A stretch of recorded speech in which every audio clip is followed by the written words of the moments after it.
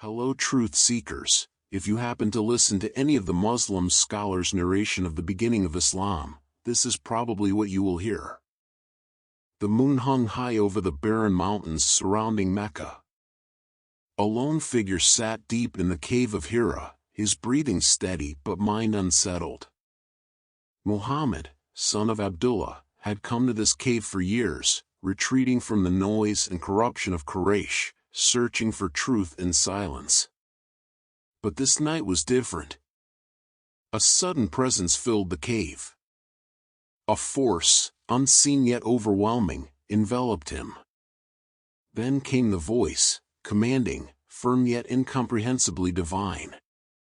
Read.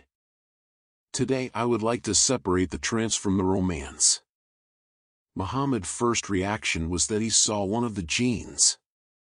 We read in Sahih al-Bukhari 3392 that he ran to his wife Khadija shivering. Khadija takes him to her uncle Waraqa bin Nawfal. Both Waraqa ibn Nawfal and Khadija bin Khuwaylid are relatives of Muhammad. First, who is Waraqa? Narrated Aisha in Sahih al-Bukhari 3392. The Prophet returned to Khadija while his heart was beating rapidly. She took him to Waraqa bin Nawfal, who was a Christian convert and used to read the Gospels in Arabic. Waraqa asked the Prophet, "What do you see?" When he told him, Waraqa said, "That is the same angel, Jibreel, whom Allah sent to the Prophet Moses. Should I live till you receive the divine message, I will support you strongly." We read Sahih al-Bukhari 4953. Allah's messenger asked, "Will these people drive me out?" Waraqa said, "Yes, for nobody brought the like of what you have brought, but was treated with hostility.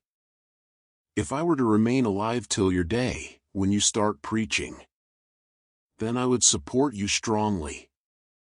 But a short while later Waraqa died and the divine inspiration was paused, stopped, for a while, so that Allah's messenger was very much grieved. Khadija bint Khuwaylid, Sugar Mama, is the second character behind Islam.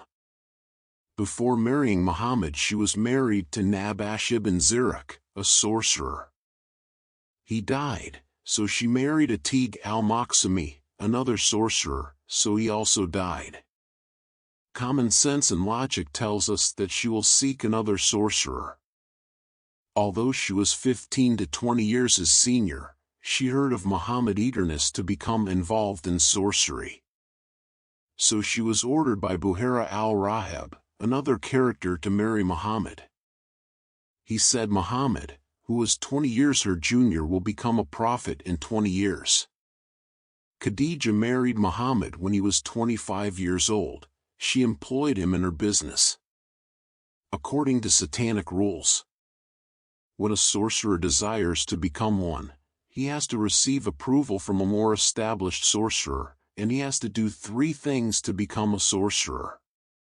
Number 1, to be involved in isolation.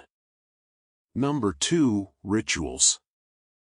Number 3, sacrifice. Isolation need to be from 20 to 40 days after receiving approval from a more established sorcerer, in which he has to do rituals, repetitious satanic names, invoking evil spirits to come into attendance. Muhammad used to go every year to the cave of Hira, fulfilling the demanded satanic isolation request. The second satanic demand is not to touch water for any reason, but for drinking. Food he ate during this 40 days is upon approval of the chief sorcerer's command. The sorcerer cannot come in contact with water for washing. We learn from Ibn Masud that Muhammad used to order him to bring him 3 stones to clean himself after. Number 2, in another hadith Muhammad used to wipe his hands on the wall after the call of nature. Why? We hear that a lot, and we get disgusted. You know? Why is he doing all these things? Also, he used to eat food after number 2, without washing, so he does not come in contact with water. That's the reason why none of these people around him at the time used to do these disgusting rituals. These rituals were introduction to sorcery, or sorcery, 101, and even you hear Muhammad, he said water is pure, according to him, if it's used in any way other than drinking, it will nullify the efforts of sorcery and evil spirits. So during the 40 days, the sorcerer must remain unwashed and dirty when the successful 40 days are accomplished, meaning not touching water. And every day, reciting the names of the evil spirits. And the evil spirits attend, the sorcerer begins invoking the evil spirits. When the spirits are present, they begin by requesting sacrifices. It starts with incense and animal bones, simple things, then animals, and animal blood. The demands then turn into bigger items, human sacrifice, human corpses. Here is some of the things Muhammad used to do to deflect attention from himself. He caused some of the people around him to become inflicted and bleed, to cause them to become sons of Satan. Here are some examples. When Ali ibn Abi Talib was a child, Muhammad used to suck his lips, and I apologize for all these things I'll be saying and other things we cannot mention. He used to rape him. When Al-Hassan came into childhood, he used to suck his lips and tongue and play with him in very inappropriate ways. In another hadith, Muhammad used to do the same to Al-Hussein. Another hadith mentions that Al-Hussein and Al-Hassan used to play with his private part. Another source mentions that he did not retire to sleep until he sucked on Fatima, supposedly his daughter. He sucked on her breast before he went to sleep. Now the satanic forces progress into blood sacrifice. That was not the worst of what Muhammad did. He raped a child named Aisha at an age between 6 to 9, depending on who is recording it. And according to Aisha, he went into her when she was 9 and she began to bleed. That was success for the devil. And according to Muhammad himself, he advised Muslims, he said, take half of your religion from the reddish one, or al-Hamira. Did she have red hair? No. Was she her skin red? No. It was the effects of satanic influence on Aisha which made her a hemorrhaging young woman for him, and for 1,400 years, the hemorrhaging has not stopped. Ask me how? It resulted in the wars between the Sunnis and Shia. This is nothing but the work of the devil. Satan has used Muhammad to transfer evil to Ali, Al-Hussein, Al-Hassan, Aisha and Fatima by the command of Satan. All approved through rape and fornication, even with his daughter, in addition to homosexuality, which is a satanic prerequisite. Godly human reproduction is through marriage. These acts of Muhammad stand in complete opposition to any form of godly morality.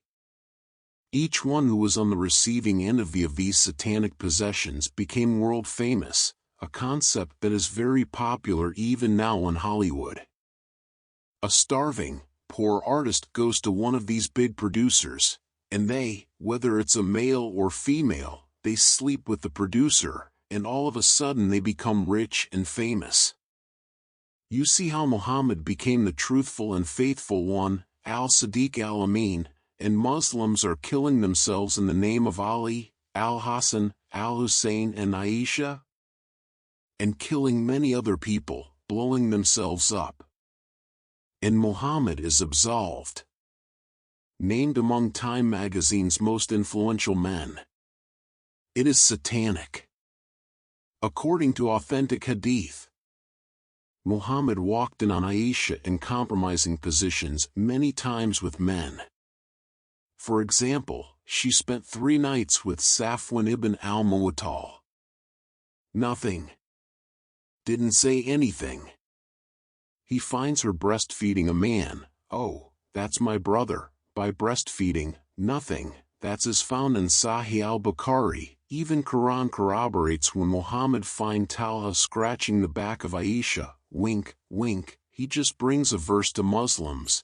Don't enter the house of the Prophet without permission, and do not do nikah to the Prophet wives after him.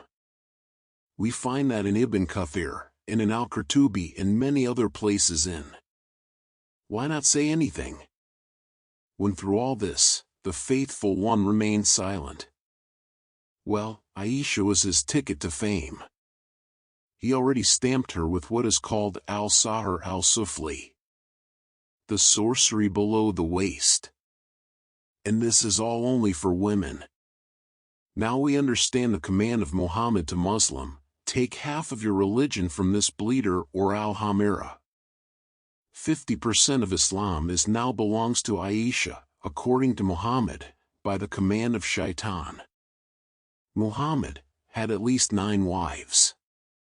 None of them is popular except this child. Why? You can answer that for yourself, but also Khadija, the sugar mama, when she approved of Muhammad, it was another below-the-waist test that caused the evil spirit to become satisfied and leave. Muhammad knew who have spoken to him. He said, I'm afraid the one who comes to me is a Qareen, one of the jinns. According to Islam, both the rooster and the donkey can identify good and evil presence. How about your prophet? Who is really behind Islam? Satan used Khadija, who had been convinced by Buhaira al-Rahib to marry him, and Waraqa bin Nofel to convince Muhammad that he is a prophet of God. Muhammad used children around him. They call them all al-Bayt, yes they were baited, or the people of the house, to guide 1.5 billion Muslim into their eternal death, eternal damnation. Today you are a truth seeker and not a follower. Do your own research and make your own decision. Don't blame me, it is all written in black and white in your books. What else would disgust you in a person?